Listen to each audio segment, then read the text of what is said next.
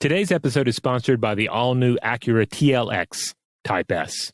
The all-new Acura TLX is the latest manifestation of precision-crafted performance, with the highly anticipated return of the Type S being the pinnacle of performance, featuring an Acura exclusive expected to produce 355 horsepower, 3.0-liter turbo V6 engine, and an integrated dynamic system with 5 distinct drive modes, including a new individual mode. Simply put, the all-new Acura TLX is the quickest, best-handling, most well-appointed sports sedan Acura has ever made. Visit Acura.com to learn more. Acura. Precision-crafted performance. Less talk. More drive. Hey folks, today's episode is sponsored by Trojan Condoms. If you've listened to our classic episode of Invention on the invention of the condom, you know that in the modern day, we no longer have to use magical amulets or crocodile dung. We live in a golden age of sexual health technology, and condoms are a really important part of that. Most pain points with condoms are caused by poor fit or wrong shape. Most wearers don't even know different condom shapes exist. Trojan Condoms is here to solve that problem with Trojan Condoms' new variety pack, All the Feels. This way you can try a bunch of different condoms to help you find the right shape, fit, and sensation. To get you started, it includes 3 different condoms, the classic feel, the thin feel, and the full pleasure feel. So, are you more of a classic feel, a thin feel, or a full pleasure feel? Head to Walmart.com to grab a pack of all the feels to figure out what feels best for you.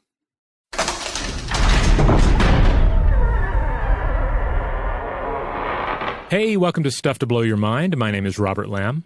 And I'm Joe McCormick, and it's Saturday, time to go into the vault for a classic. Today we are retrieving last year's Ig Nobel Prizes episode. That's right. This is a tradition for us. So basically what happens is, generally in mid to late September, the Ig Nobel Prizes come out. These are prizes that celebrate the weird and the at times humorous in legitimate scientific investigation. And it always makes for a fun episode. We tend to come back and do them after Halloween. It's generally our first post-Halloween episode or thereabouts. And so, yeah, this is last year's selection, and we'll give you a heads up that the next new episode of Stuff to Blow Your Mind will be some selections from the 2020 Ig Nobel Prizes. Let's jump right in. Welcome to Stuff to Blow Your Mind, a production of iHeartRadio's How Stuff Works.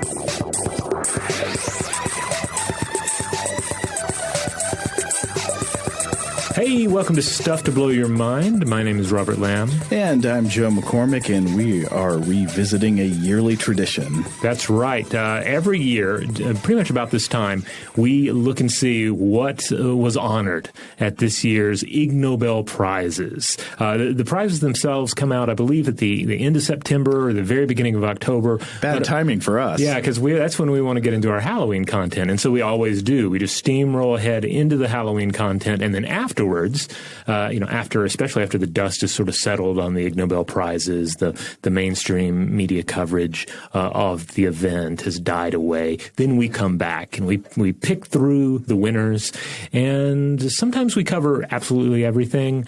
Sometimes we cover a few choice selections here and there, and that's going to be the model we're going to be employing here. Yeah, we're just going to take a look at a few highlights that stuck out to us. So for those who haven't heard before, a quick refresher on the Ig Nobels. Yeah, they've been awarded each year since 1991 by the publication The Annals of Improbable Research. The purpose of the award, according to the editors of Improbable Research, is to, quote, honor achievements that first make people laugh and then make them think. Furthermore, they stress that the 10 prizes aren't necessarily meant to pass judgment on the winners. Instead, the official website emphasizes that the prizes, quote, celebrate the unusual, honor the imaginative, and spur people's interest in science, medicine, and technology. And the principal individual here is editor Mark Abrams. So, yeah, every year it is just it's making fun of the idea a little bit of the Nobel Prizes, which celebrate, key advancements and key examples of work that are really pushing forward our understanding of ourselves and the universe and nature.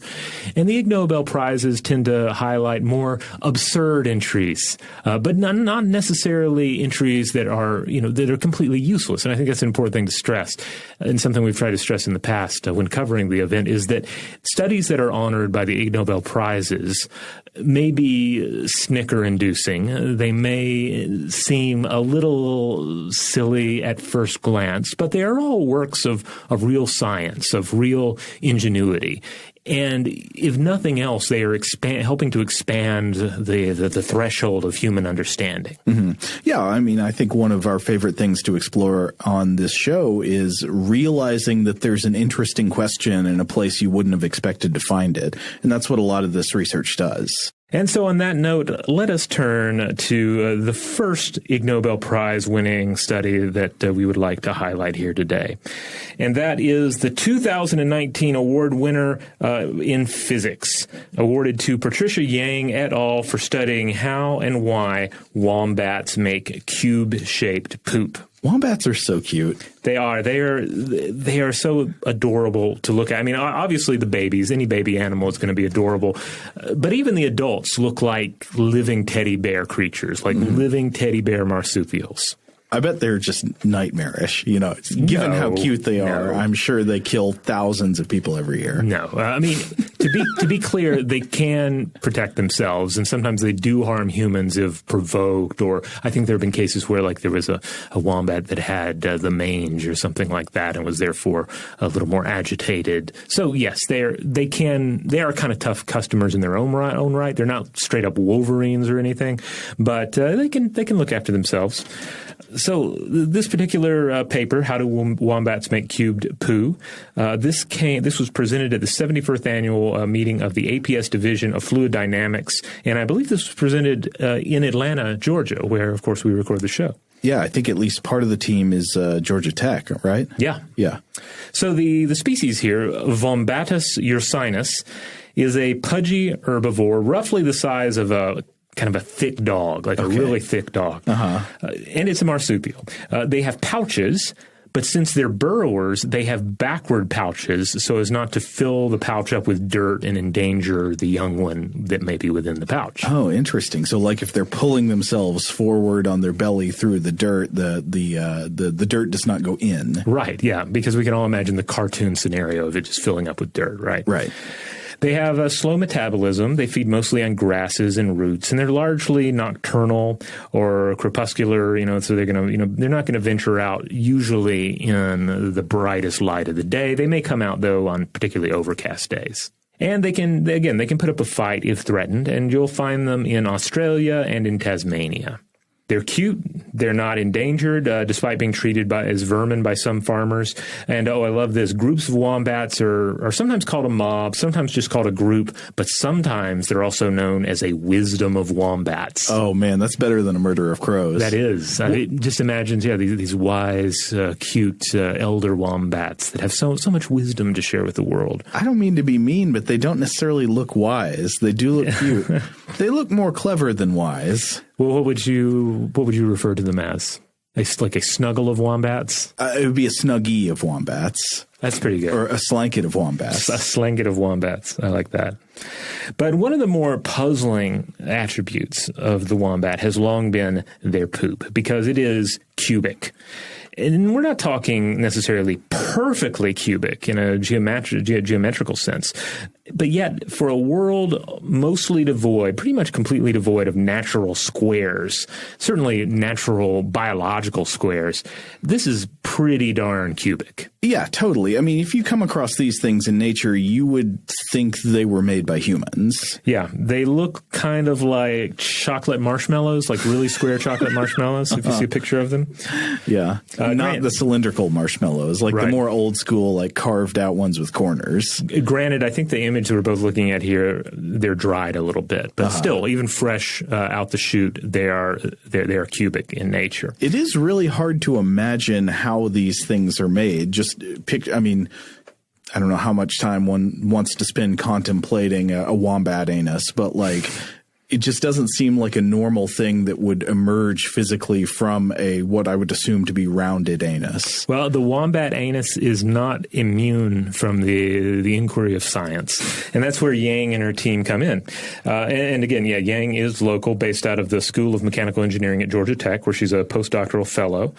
So since she's local, maybe we should have her on the show, because she's not just a one-time Ig Nobel winner; she's a two-time Ig Nobel winner, because she and co-author David Hu also shared the 2015 Ig Nobel Physics Prize for testing the biological principle that nearly all mammals empty their bladders in about 21 seconds, plus or minus 13 seconds. Well, I don't know. The plus or minus 13 seconds buys you a pretty big window there. But yeah, I find myself very often thinking about this one in the bathroom. So, having turned away from the world of urine, the researchers were interested by this puzzle of the wombat poop. So they looked at how differences in wombats' digestive processes and soft tissue structures informed this curious structure. So they investigated. They used the digestive tracts of wombats that had been euthanized following motor vehicle collisions in Tasmania. Oh, so you have to have some actual bodies to look at there, and it seems like a reasonable way to go about getting them. They found that the shape occurred towards the very end of the intestines as the matter became increasingly firm. It became clear that, quote, varying elastic properties of wombats' intestinal walls allowed for the cubic formation. And the result is a cube, the only organic cube in nature, they say. And it's not made, Yang stresses, by the two typical human methods of creating cubes. Because we tend to mold a cube or we cut a cube, right? We slice a cube out of something via, subtractive manufacturing. Mm-hmm. But this is a third way. This is the way of the wombat, where it is formed through the excretion process of the lower intestines. So this would be not cutting a cube, not molding a cube, maybe pinching a cube? Yeah, pinching a cube and then excreting a cube. Now, you're probably wondering, well, what is the why of all of this, right? If the wombat is doing something entirely different with its poop, there has to be a reason. Well, scientists believe it comes down to the fact that these burrowing nocturnal herbivores depend largely on their sense of smell. They largely communicate by smell, and therefore, like various other animals that are also smell dependent, their fecal matter is their calling card. You have a dog, how they behave, the heightened importance of fecal matter in the dog world. Yeah, out on a walk in the neighborhood, poop is like a Facebook status update. Yeah. It's like, you're interested, you want to check it out. Like we just see something we don't want to step in. Maybe the sense data there is just telling us not to step in it. Mm-hmm. But to a dog with far heightened sensibilities, there's a lot of data in the sense emerging from that poop. It's interesting stuff. And so while something like a cat hides its poop because it doesn't want to be known to either its many prey animals or its many predators, wombats are a different matter. Today, wombats don't have many natural predators, certainly adult wombats, and they use their piled feces to mark territory and to communicate with other wombats. And they don't live on a prairie. There are ups and downs to the topography of their natural habitat, and placing their poops at higher elevations, such as atop some rocks, on top of a log, or on a ledge, it makes it stand out more visually to other wombats. And again, they don't have great sense of sight, but still, you put it up there on a ledge, more wombats are able to see it, and then the wombats can come in and take a more informed smell of the wombat poop and learn something about its maker. So the wombat rectum is sort of designed by evolution to create poop monuments. Yeah. Like testaments to the will of the wombat that occupies this territory. Poop that stays put, basically, which is, interestingly, quite the exact opposite of the round goat feces that many of you have probably seen emerging from the rear end of a goat, which is believed to have evolved to roll downhill and essentially self-hide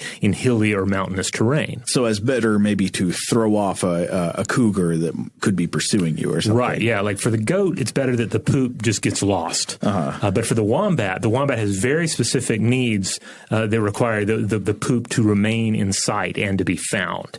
And so, it's basically with the wombats, it's highly adaptive to be able to poop cubes that stay put. It's part of their language of expression. Now, naturally, there are potential biomimetic possibilities here. In the future, Yang says, we might see human-created cubes produced not by molding or cutting, but by this sort of excretion.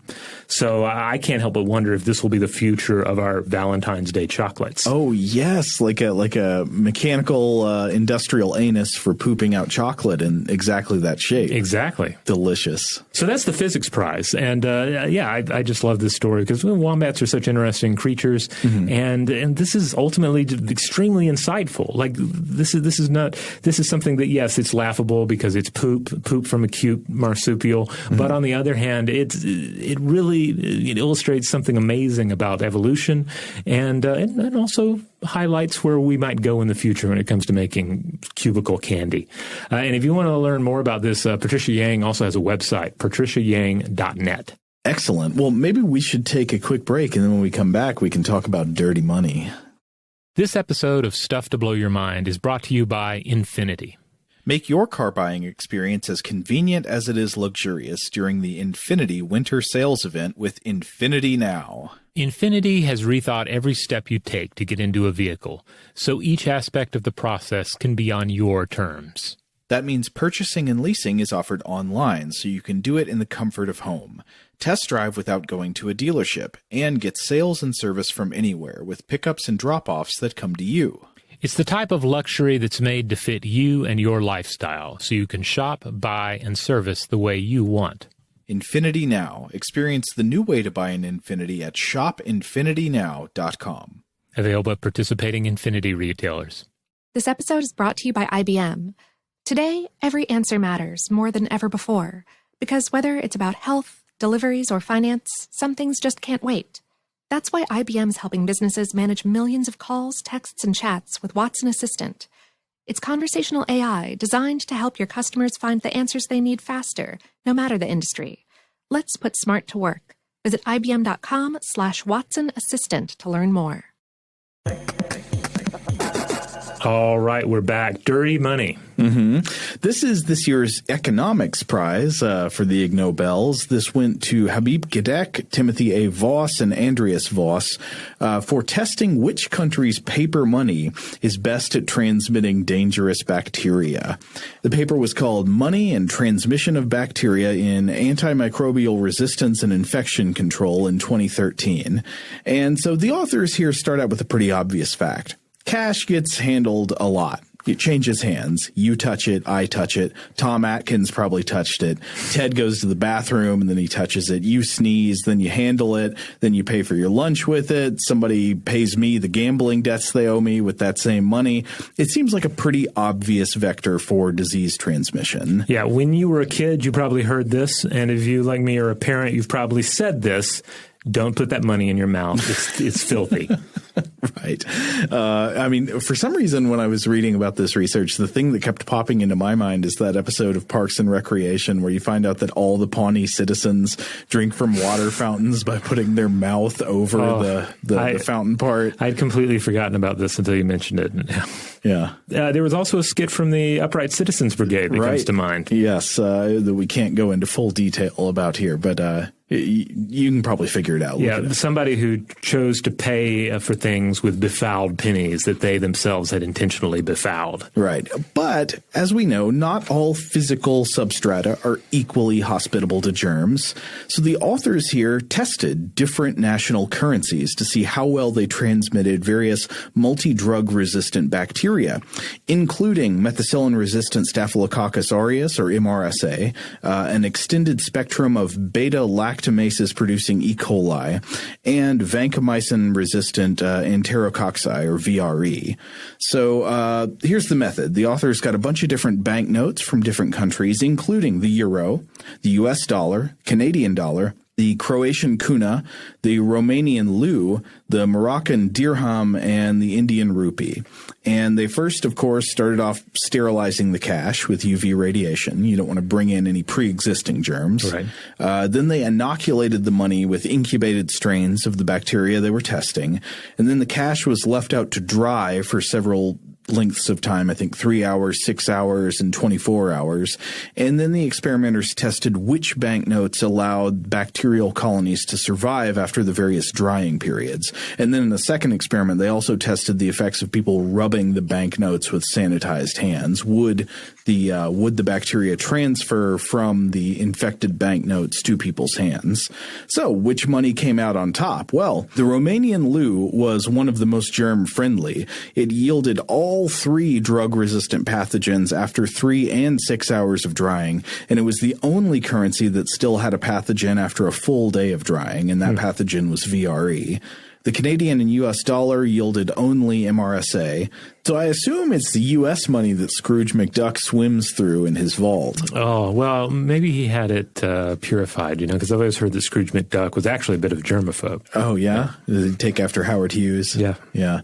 Okay, so the euro yielded only the E. coli strain after 3 and 6 hours and VRE after 3 hours. The rupee, only VRE. The Croatian kuna did not yield any of the pathogens at any period. So in the second stage of the experiment, they studied the transmission of bacteria from banknotes to hands after rubbing. The euro did not transmit bacteria to hands, but the U.S. dollar and the Romanian leu did. Oh, and they make sure to point out that all the money was sterilized with UV radiation after the testing, so it was safe to return to circulation. And the authors also point out that this means that the type of banknote paper in circulation could have epidemiological implications. They think major variables here are probably like the materials used in creating the fiber of the banknotes. The Romanian leu, for instance, which seemed to be the most germ-friendly, has plastic content that is designed to improve durability and make it harder to counterfeit, but it also seems to create a more pathogen-friendly environment that many of the other fibers and materials used in paper money don't create. So this would be like when we've ever handled currency that basically has like little clear plastic windows in it? Yeah, it could be that, or it could be more spread out throughout. I don't know exactly what's going on with the Romanian leu, but it has polymer content that apparently is germ-friendly, or even, not just germ-friendly, but like antibiotic-resistant germ-friendly. But the Croatian kuna, you can take that and just stick it directly in your mouth. No, I mean, I wouldn't recommend that, but it seems like in this particular test, the kuna turned out very well. So maybe this is something other countries should consider and test out when designing the next generation of paper notes. Maybe take some inspiration from how the Croatian kuna is made. It seems to be an inhospitable environment for all of the pathogens tested. I don't know if this is something that has ever even figured into currency design before. Have they ever considered how well currency transmits bacteria? And just how gross money is? Yeah. I mean, granted, there is less of it that is used on a daily basis for many populations, using our cards more often, electronic payments, etc. But still, there's a lot of cash out there, and it's troubling to think about how dirty it is, that you get sick from money. Not in a spiritual sense, which I think we're all accustomed to, but in an actual biological sense. Even if it's kuna, I'd just say don't put money in your mouth. Don't put it in there.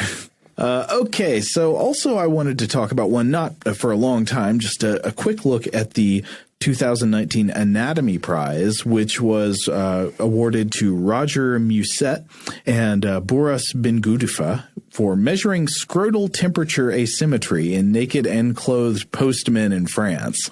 And it's not just postmen. They study bus drivers too, and then people whose professions you don't even know. The original research was published in the journal Human Reproduction in 2007. So humans are mammals showing bilaterally symmetrical anatomy. If you split us in half lengthwise, you will mostly see the halves as mirror images of one another. But we're not perfect examples of bilateral symmetry. You've got internal organs that are oriented off-center. Maybe the heart is a little more to one side, the liver more to the other, and so forth. And apparently this extends to some aspects of the human scrotum. So the authors here begin by noting a discrepancy in the anatomical literature. Is the human scrotum on average hotter on one side than the other? Some previous reports said that it's equally hot on both sides, while others reported that the left side of the scrotum is generally hotter than the right.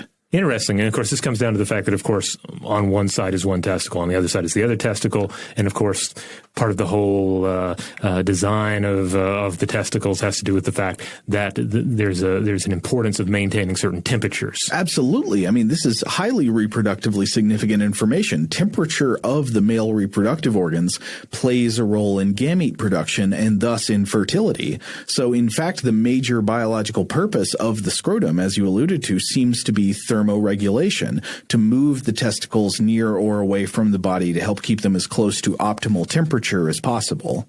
Yeah, this is why sometimes if fertility doctors may ask, okay, are you going to a hot tub all the time? Yeah. Do you have a really hot laptop setting on your lap a lot? Right. These sorts of questions because they are susceptible to outside temperatures. Exactly. So the authors here wanted to get new data to help clear up these discrepant reports. And so their methods were, quote, retrospective analyses of scrotal temperatures in men aged 20 to 52 years, measured every 2 minutes with probes connected to a data collector in 3 experiments.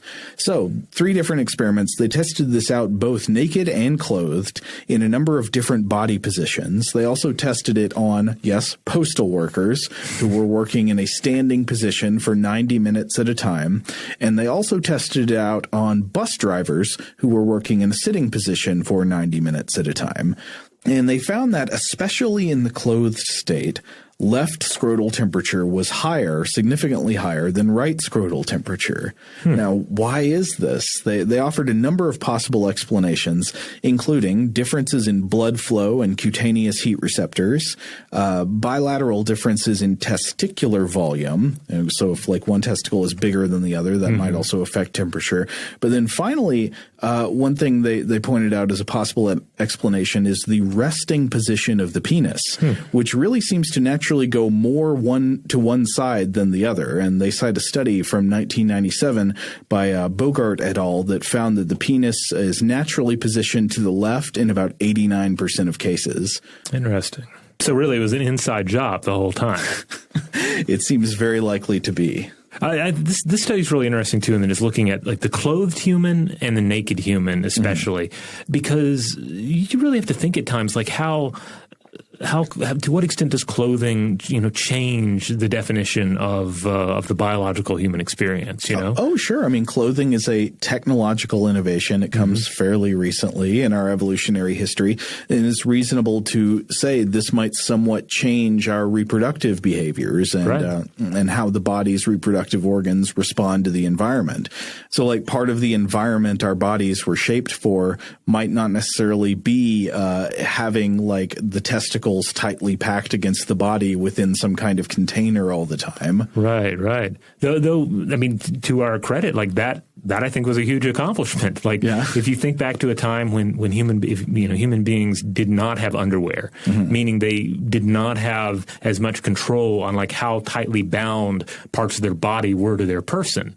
These are things that can get in the way of, say, chasing after prey or doing, any kind of physical activity. Sure. But then so you're saying there are pluses and minuses. I think so, yeah. But then, the other side is like the human body, the testicles have evolved so that there's a self-regulation of temperature. The scrotum is supposed to be the one in charge of how closely compact the testicles are, not the individual who picks out their underwear in the morning. Right. So obviously, this is a study. We can all identify why this study is hilarious because it's dealing with French postmen with or without their underwear on, and temperature differences between one testicle and the other. Bus drivers too. Yes, it's even funnier actually if you start reading into their full explanation of their methods, because they talk about like the methods that are used to determine testicular volume. There are like units of measure for that, and I think like a special apparatus.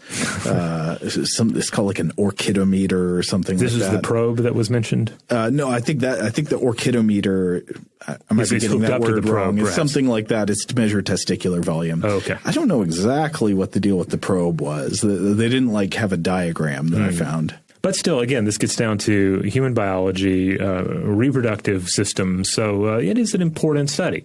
Sure. I mean, as we said at the beginning, testicular temperature is reproductively significant. This could be useful in a clinical setting when studying things about fertility. Right. I mean, it's not impossible to imagine it could influence underwear design in the future. Either reasonably so, with a situation where a doctor is saying like, okay, it makes more sense for both testicles to be the same temperature, so we're going to create underwear in which the penis is positioned out of the way of the testicles. Or perhaps more likely, you have a situation where somebody who just wants to sell some underwear looks at this study and starts saying, hey, you don't want to be one of those asymmetrical testicle temperature people. You want to have both testicles the same temperature, and the only way you're going to do that is by buying this special pair of $30 underwear. Well, against that person's marketing concerns, I think the study found that while I think the major differences were when people were clothed, but there also were some asymmetries even when people were naked, depending on like what position they were in. All right. Well, on that note, we're going to take another break. But when we come back, we will discuss diaper-changing machines. Hey, folks, today's episode is sponsored by Trojan Condoms. If you've listened to our classic episode of Invention on the invention of the condom, you know that in the modern day, we no longer have to use magical amulets or crocodile dung. We live in a golden age of sexual health technology, and condoms are a really important part of that. And yet 70% of condom wearers don't even know different condom shapes exist. Trojan Condoms has over 30 different varieties to choose from, including thin, ribbed, lubricated, non-lubricated, straight, and more. And it shouldn't be a taboo topic. People should be out talking about sexual health, and especially how Trojan condoms can keep you safe. Most pain points with condoms are caused by poor fit or wrong shape. Like we said, most wearers don't even know different condom shapes exist. Trojan Condoms is here to solve that problem with Trojan Condoms' new variety pack, All the Feels. This way you can try a bunch of different condoms to help you find the right shape, fit, and sensation. To get you started, it includes 3 different condoms: the classic feel, the thin feel, and the full pleasure feel. Experience less restriction with the full pleasure feel or more sensation with the thin feel. So are you more of a classic feel, a thin feel, or a full pleasure feel? Head to walmart.com to grab a pack of all the feels to figure out what feels best for you. Hey folks, today's episode is sponsored by Trojan Condoms. If you listen to our old episode of Invention, you know that in the modern day, we no longer have to use magical amulets or crocodile dung to ward off STIs or unintended pregnancy. We live in a golden age of sexual health technology. And yet, when a condom wearer complains about condoms, it's likely because of poor fit. Yet 70% don't know different shapes exist. Trojan Condoms has over 30 different varieties of condoms to choose from. That means thin, ribbed, lubricated, not lubricated, just to name a few. And it shouldn't be a taboo topic. We should be talking about sexual health and especially how condoms like Trojan brand condoms can help keep you safe. While you're out there doing your thing, you want to be safe, and Trojan Condoms are a trusted name brand. So find the condom that's right for you. Find something that's comfortable while also protecting against STDs and unintended pregnancies. Trojan Condoms are the #1 most trusted brand. They have the reliability of a brand that's done this for over 100 years. It's all about what feels right for you. So head over to Amazon and grab a box of Trojan Condoms and maybe a second box that you've been wanting to try out. All right, we're back. Why does the idea of a mechanical diaper changer horrify me? Yes, it horrifies me, and yet it is also, I think, a grand goal in human technology. It's kind of utopian. It's like at the same time enticing and terrifying. It's a thing that you want, but you know you should not have. It is the very sort of thing that Jeff Goldblum's character in Jurassic Park would be irate over. Right. They were so concerned with whether or not they could, they didn't stop to think. If they should, exactly. So I've changed a few diapers in my time, and I think I've even wondered about the possibility of a robotic diaper changer. It's the kind of thing you fantasize about as you are essentially wrestling with an infant or a toddler, especially the infant, trying to get a befouled diaper off of them, all the while keeping them from, say, getting their own foot into the poop, and then flinging the poop on the wall with said foot. Trying to avoid being peed upon, especially if it's a boy. And then if there's a girl, there are other concerns about where you don't want poop. It's it is a high, we talked before about how driving is a cognitively demanding task. Yes. Changing a baby's diaper is a cognitively demanding task. I believe it. And so you fantasize. You think, I really wish a robot could come in here and do this. But on the other hand, I don't think a robot could. And I feel like this has also been, I feel like the Jetsons probably had a diaper-changing robot. I could find no evidence of it, but I feel like this idea has also worked its way into fiction in the past. Sure. And so at this year's Ig Nobels, the engineering prize, in fact, went to Iranian inventor Ayman Farabakash for inventing a diaper-changing machine for use on human infants. Wow. Now, this is a patent. It's U.S. patent number 100345582, granted on July 31st, 2018. And I'm going to read to you from the abstract.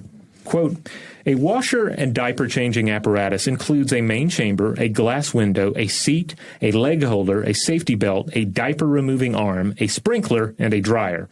The main chamber is configured to receive an infant therein. The glass window is placed on a top wall of the main chamber. The seat is movably coupled to the main chamber and configured for placement of the infant on the seat. The leg holder is movably coupled to the main chamber and configured to support at least one leg of the infant. The safety belt is coupled to the seat and configured to retain the infant on the seat. The sprinkler is placed inside the main chamber and configured to spray water to wash at least a portion of the infant. At least a portion of the infant. Yes, like some to, I guess, all of the infant. Why am I picturing those like sealed up self-cleaning public bathrooms they've got in some places? Like I came across these in Switzerland. Oh, I don't know. I've seen one of these. It's like a public bathroom. You go in. It's a small little building, and then you use the toilet, and then when you're done, like the door shuts and like a light comes on outside and it says like cleaning. Oh, wow. That sounds remarkable. I guess they're little robotic, I don't know, sprayers and wipers and stuff in there. I don't know what happens on the inside. I couldn't see. Oh, surely somebody has trapped themselves and found out. I should hope so. I have to admit, what it made me think of was the surgery pod in the sci-fi horror film Prometheus.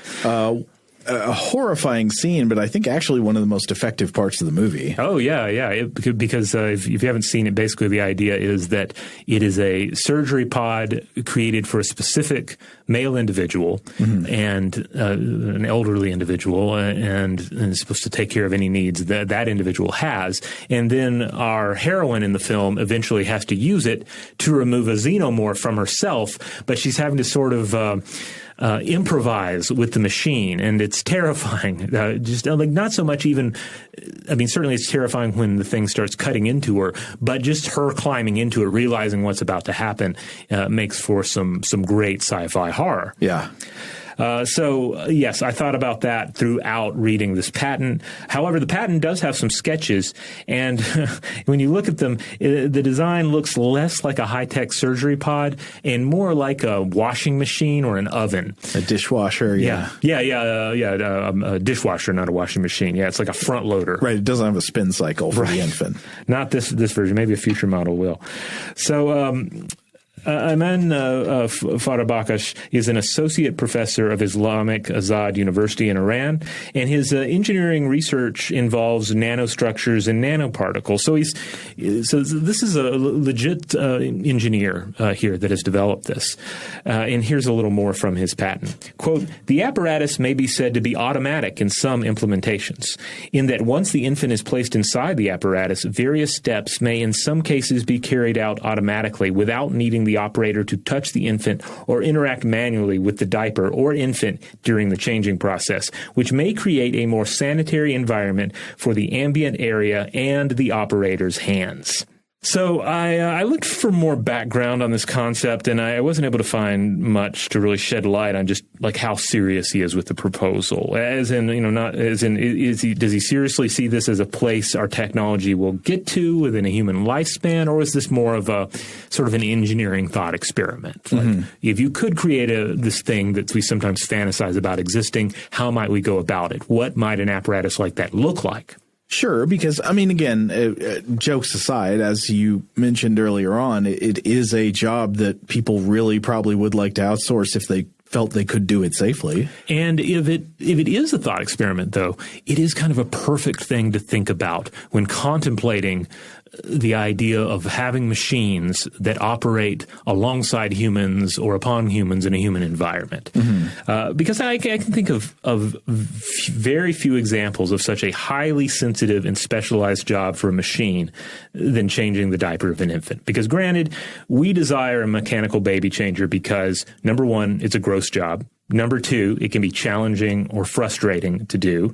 And number three, it absolutely has to be done. Yeah, it is a job that is in extremely high demand and nobody wants to do. And certainly we've already thrown machines at jobs that fit all three of these bullet points, such as sewer cleaning robots, creating some sort of a mechanical device that goes through like a pipe and helps clean it out, or at least go down there and look and see what the clog might be. But there's far less risk in cleaning a sewer, right? Right, yeah. Unlike a clog in a city sewer system, a human infant is, one, the most valuable thing in your life. Right. Number two, it's afforded legal protection. Like, it is a person, and if you don't take care of it correctly, you could go to prison. And also, it's susceptible to pain and injury. Getting more into the personhood part, like this is a human child and not a sewer clog. However, like a clog, the baby is limited in its ability to fend for itself, which I think also ties into the horror of letting the machine have a go at the diaper. Right. Now, granted, we already live in an age of robot-assisted surgery, such as various, prostate surgeries. But in these cases, we're talking about the machine having an advantage in its ability to use tiny instruments that humans would have, a little more difficulty operating. And then there's also going to be a human operator in the room for those. And I guess presumably with this diaper-changing device, the language of it tends to imply that it's sort of hands-off, or it could be hands-off.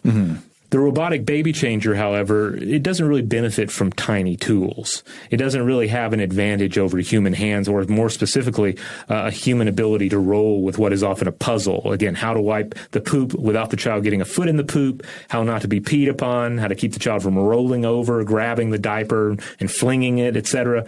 If you've ever performed this task, you know that a lot of things can go wrong and will go wrong on the diaper changing table. Yeah, I mean, I see a huge difference here in that, like, robot-assisted surgery is not for the purpose of allowing the doctor to not have to do the surgery. Right. It's to, like, increase the doctor's capabilities. Yeah, to increase the efficiency of the surgery. Yeah. And I do not see a way in which having the machine involved improves the efficiency of changing a baby's diaper. As such, I would say that this sort of machine seems to me to be more of an end game of robotics, because creating machines that can work alongside us in human habitats, that's challenging work. It's hard to imagine a more challenging place than the diaper changing station to throw a machine. Though that's one of the reasons perhaps that he was pursuing the patent. Kind of a mechanical thought experiment, and it does serve as an interesting way to discuss home robotics. I mean, I think this highlights interesting questions about the future of robotics, and it reveals our intuitions that are already there about, like, what are the kinds of places we're least comfortable with allowing robots to be implemented.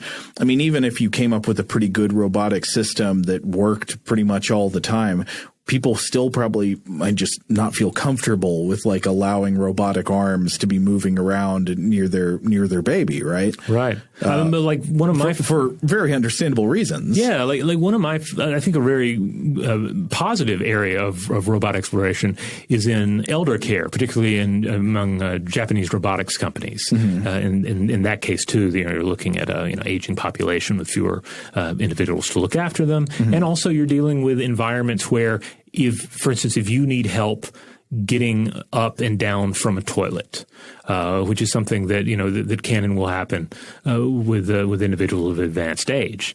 That might be the kind of situation where you would say, yes, I would prefer to have a robotic helper to engage with me in a situation like that. Sure. However, you're still dealing with a rational individual and not a complete infant who, again, so many problems come to mind when you imagine just sticking the baby inside of the diaper changing device and letting it do its thing. Like best case scenario, you put the baby in and you just get an error message. It's like trying to operate any printer where all you want to do is get this one thing done, but there are a million things that can and do go wrong, and you just end up having to do something else. Change the diaper yourself in this case.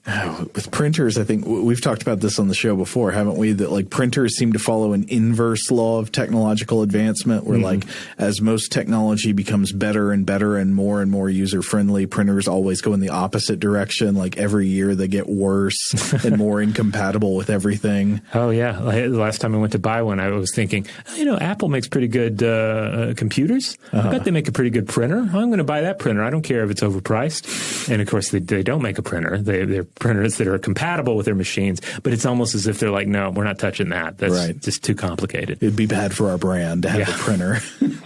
We'll do the printer when we do the baby-changing robot. All right. So we're going to go ahead and call it there because, let's see, we covered poop. We covered more poop, scrotums, bacteria you might associate with poop. Right. Yeah. The diaper robots, really just a good haul overall. Now, once again, we did not cover all of the winners here. We didn't even list them. There were some more interesting ones. There was one about the health effects of eating pizza, specifically Italian pizza made in Italy. Does it prevent cancer, I believe, was that one got picked up in the media a lot. Yeah. There's another one that I think we want to return to at some point just as a follow-up to an episode we did earlier this year about the facial feedback hypothesis. Yes. And this had to do with the psychologists involved in early research on the facial feedback hypothesis participating in failed replications of their own work. And that leads to an interesting bigger discussion about, the role, like how you communicate scientific validity and whether effects are, quote, real or not. So that's worth revisiting, I think. Absolutely. If you want to check out the full list of 2019 winners, in fact, if you want to check out the full list of all winners from the very beginning of the Ig Nobels, head on over to www.improbable.com. That's, of course, Improbable Research. They're the publication that puts out the awards each and every year. And if you want to check out past episodes of Stuff to Blow Your Mind, go check out our past Ig Nobel Prize episodes. Because, again, we've been doing them every year. We always cover, sometimes we cover all the winners. Sometimes we cover just a selection of the winners. But without fail, they always highlight some wonderful studies that also invoke laughter. Every year it's Frankalicious. They make you laugh. They make you think. Yes. Yeah. And if you want to check out all those episodes, stufftoblowyourmind.com is the website. If you want to check out our other podcast, inventionpod.com is the place to find Invention, a journey through human techno history. I believe it's November right now. We're doing a lot of food related inventions over at Invention, including canning, which is really fascinating. You take it for granted, but canning technology is amazing. No doubt. Check it out. Huge thanks, as always, to our excellent audio producer, Seth Nicholas Johnson. If you would like to get in touch with us with feedback on this episode or any other, to suggest a topic for the future, or just to say hello, you can email us at contact@stufftoblowyourmind.com.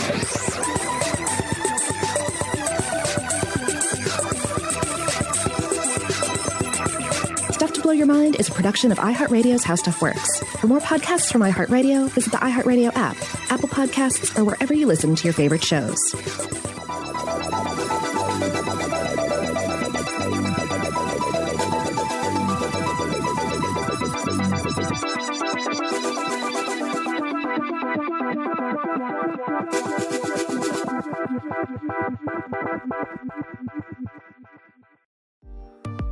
I'm Shonda Rhimes. If you've watched Grey's Anatomy or any of my TV shows, then you know I love to tell a good story. Well, now there's Shondaland Audio. We've partnered with iHeartRadio to launch a slate of great podcasts. You can listen to the first 4 right now. Katie's Crib, Criminalia, Go Ask Allie, and You Down. And we have so much more coming your way. We can't wait for you to hear it all. Welcome to Shondaland Audio. Listen to all the new Shondaland Audio shows on Apple Podcasts.